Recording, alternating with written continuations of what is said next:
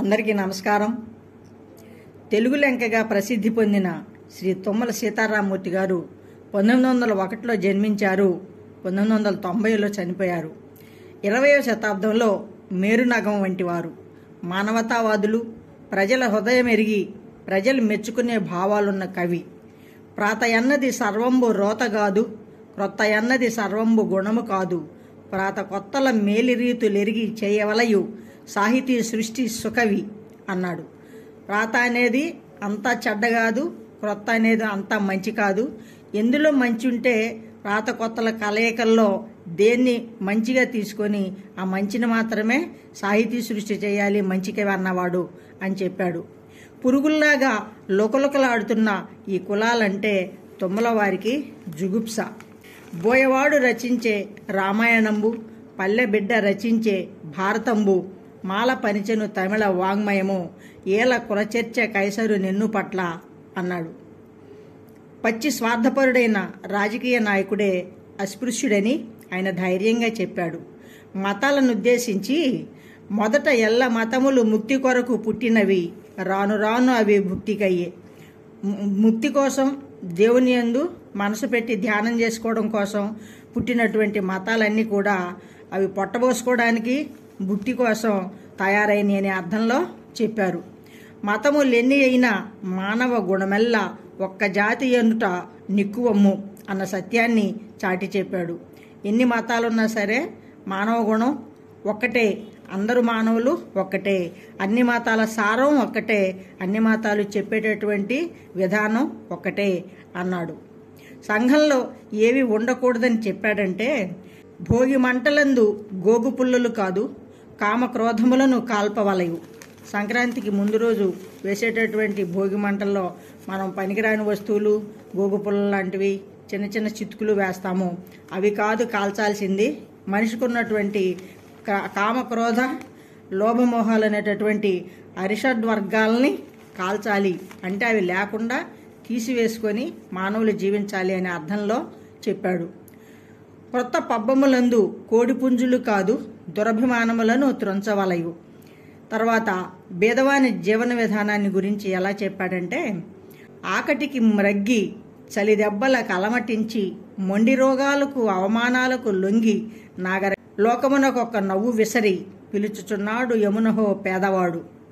ఆకలికి మగ్గి డబ్బులు లేక చేసిన చాకిరి సరిపోక, మరి చలిదెబ్బలకు అలమటించి సరైన కట్టుకునే బట్ట లేక, చలికి ఎండకు వానకు బాధలు పడి, మొండి రోగాలకు అవమానాలకు లొంగి వచ్చేటటువంటి పెద్ద పెద్ద జబ్బులకు, మరి వేరే వాళ్ళు చేసే అవమానాలకు లొంగి, నాగరిక లోకంలో నేను ఉన్నాను, నేను బ్రతికున్నానని చెప్పేసి సభ్య సమాజానికి ఒక నవ్వు విసిరి పిలుచుచున్నాడట యముణ్ణి పేదవాడనేటటువంటి వాడు. ఎందుకంటే అలాంటి దుర్భర జీవనం జీవించలేక ఆ యముణ్ణి పిలుస్తున్నాడనే అర్థంలో రాశాడు. కులము మొదట లేదంట, తరువాత మొలచెనంట. కులము కులమేటికే చెప్పు గుణము చాలదందువా, ఒక్క మన దేశమున తప్ప ఎక్కడనూ గానరావంట ఈ కులాలు, హెచ్చుతగ్గులు నీలుగులు ఏసడింపులు. అది మొదట కులం లేదు, అవి వృత్తులను బట్టి కులాలు వచ్చినాయి. ఆ చేసే పనిని గౌరవించి సాటి మనిషిగా అందరినీ చేయాలి, కానీ ఆ చేసే వృత్తితో పాటు ఆ వ్యక్తిని కూడా ఏసడించడం, అవమానించడం లాంటివి అలవాటైపోయినాయి. కులం దేనికి, గుణం మంచిది కదా, గుణం ఒక్కటి తీసుకుంటే మంచిదని చెప్తున్నాడు. హెచ్చుతగ్గులు, నాది పెద్ద కులం మీది చిన్న కులం అనేటటువంటి నీలుగులు అంటే అంటరాని వాడని చెప్పేసి, నేను ఎక్కువ వాడిని అని చెప్పేసి, ఆ ఏసడింపులు అంటే చేదరింపులు, ఇలాంటివన్నీ కూడా సాటి మానవుల పట్ల మంచిది కాదు అనే అర్థంలో చెప్తున్నాడు. కులములందు ఒక దానిలో గొప్పవారే ఈడి పడుదురా, ఒకదాన నొత్త నీచుల జనింతురా, ఈ తీర్పుని ఎవడు నమ్ము, న్యాయమా ఇది అన్నాడు. మరి తక్కువ కులంలో, ఒక కులంలోనేమో అందరూ గొప్పవాళ్లే పుట్టి ఒక కులంలో అందరూ నీచులే పుడతారని ఎక్కడా లేదు. తక్కువ కులంలో పుడితే గుణము నీచమైంది కాకపోవచ్చు, ఎక్కువ కులంలో పుట్టిన వాడికి గుణము నీచమైంది కావచ్చు అనేటటువంటి అర్థంలో తుమ్మల సీతారామమూర్తి గారు చెప్పాడు. అంటరానట్టి వారిని ఊడరాని వారిని ఉందురా, నరుల్ వసుధలోన నిల్చునా సభలయందిట్టి నిర్ణయము సోదరుల మాలల దయాశూన్య వృత్తిని అనగదొక్కుట పాడిగాదయ్యా మనకు నరయ మనమెల్లరము వేల్పు ననుగు బిడ్డలము గదా మనకిన్ని భేదములు తగునే అన్నాడు. అంటరాని వారని, అస్పృశ్యులని, వేరే హరిజనులని ఇలా ఇంతమంది ఉంటారా దేవుని దృష్టిలో? అందరూ సమానులే, అందరినీ సమానంగానే పుట్టించాడు. మరి సభల్లో గొప్పవాళ్ళైన వాళ్ళు, విఘ్నులు, పండితులు ఇలాంటి వాదల్ని ఒప్పుకోరు. మరి సోదరులైనటువంటి వాళ్ళని దయ లేకుండా మాలలని చెప్పేసి అణగదొక్కడం మంచిది కాదు, న్యాయం కాదు. ఈ విధంగా మనం ఎల్లరము వేల్పు ననుగు బిడ్డలము, దేవుని యొక్క బిడ్డలము, మనకిన్ని భేదాలు తగవు అని సంఘానికి కులాల మా ప్రసక్తి వద్దు, అందరూ కలిసి జీవించటం మంచిది అనేటటువంటి అర్థంలో ఆయన ఆ రోజుల్లోనే చెప్పడం జరిగింది. వేల కొలది వత్సరాల నుండి అంటరాని తనమను దుర్భరము సహోదరులకు నంటగట్టి కులుకు హిందువుల పాపము తొలంగా బానిస తలములు లేవు. వేల కొలది సంవత్సరాల నుంచి, ఎన్నో ఏండ్ల నుంచి అంటరానితనం అనేటటువంటి దుర్భరాన్ని మన సహోదరులకి అంటగట్టి, నువ్వు అంటరాని వాడివి, తాక్కూడని వాడివి, మాతో కలిసి జీవించలేనటువంటి వాడివి, జీవించకూడనటువంటి వాడి అని చెప్పేసి వాడిని దూరంగా పెట్టి హిందువులు కులుకుతున్నారట, సంతోషిస్తున్నారట. ఈ పాపము తొలంగా బానిస తలములు లేవు. ఈ పాపం అనేది పోతే, అంటరానితనం అనే దాన్ని తీసివేస్తే ఇక బానిసతనము అనేది ఉండదు, మానవులందరూ సమానులే అని చెప్పే అర్థంలో చెప్పాడు. మన వీధులలో వారల యునికిని నంగేకరింప ఊరికి వెలుగా మనవలయును తత్సోదరులను చుందుము మాలగూడెమని తత్పదమును. వాళ్ళకి ఏమని పేరు పెట్టామంటే, వాళ్ళు నివసించే దానికి మాలగూడెము, మాలపల్లె అని పేరు పెట్టాము.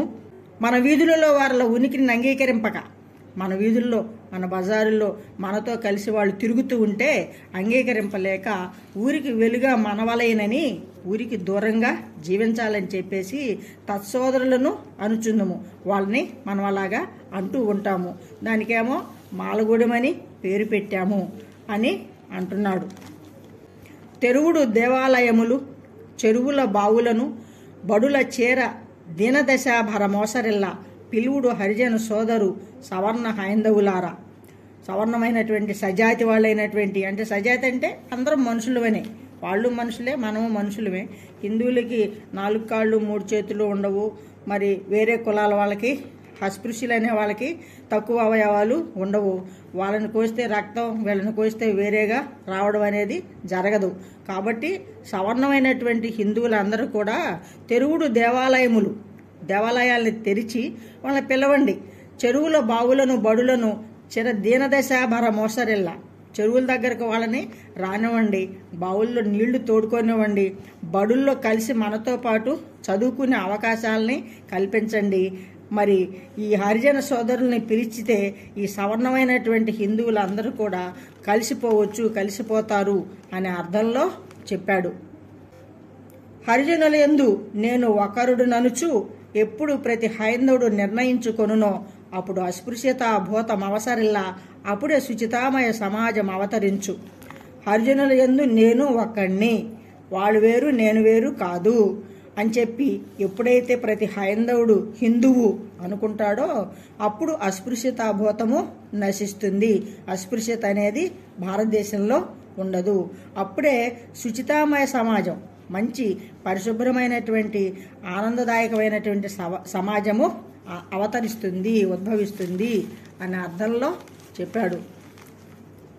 ఆటవికులు ఊరికి సంఘానికి దూరంగా ఉంటారు కాబట్టి వాళ్ళను వదిలివేశారు.